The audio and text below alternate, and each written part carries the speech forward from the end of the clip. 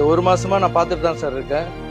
இந்த அரசு வந்து என்ன பண்றாங்க, அவங்களுடைய செயல்பாடுகள் எப்படி இருக்குன்னு தான் உங்களுடைய கேள்வி. என்னை பொறுத்த வரைக்கும் ரொம்ப நல்லா இருக்கு, சூப்பராகவே இருக்குன்னு சொல்லலாம்.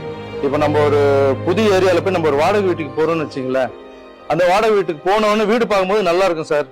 ஓனர் கீ கொடுப்பாரு. வீட்டுக்குள்ள போனாதான் எங்க பைப்பு சரியில்லை, எங்க ஃபேன் சுத்தல, எந்த இடத்துல வந்து பெயிண்ட் அடிச்சு கொட்டுத, உள்ள போன பெருசாக சார் தெரியும் நம்மளுக்கு. ஸோ அந்த மாதிரி ஒரு வீட்டுக்கு போறதுக்கு அப்படி இருக்கு. ரோட்ல இருக்கிற தெருநாய் கூட நம்மளை பார்த்தா கத்தும், யார் இது புது ஆள் வந்திருக்காங்க அப்படின்னு. அந்த தெருநாய் இருக்குல்ல, அதுக்கு பிடிச்ச பிஸ்கெட் போடணும். ஒரு சில தெருநாய்ங்கெல்லாம் பாத்தீங்கன்னா பிஸ்கெட் சாப்பிடாது, பிரியாணி தான் சாப்பிடும், நான்வெஜ் தான் சாப்பிடும்.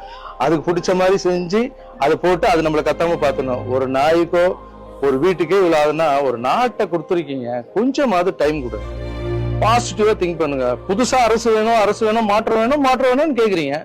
மாற்றம் வந்துருச்சு, மாற்றத்துக்கு கொஞ்சமான டைம் கொடுக்கணும்வா? ஒரு வாடகை வீட்டுக்கு நம்மளுக்கு இவ்வளவு கஷ்டப்பட வேண்டியது இருக்கு. ஒரு அரசாங்கத்தை புதுசா கொடுத்துருக்காங்க. சோ என்னை பொறுத்த வரைக்கும் அவங்களுக்கு கொஞ்சம் டைம் கொடுத்தா நல்லதுன்னு நினைக்கிறேன்.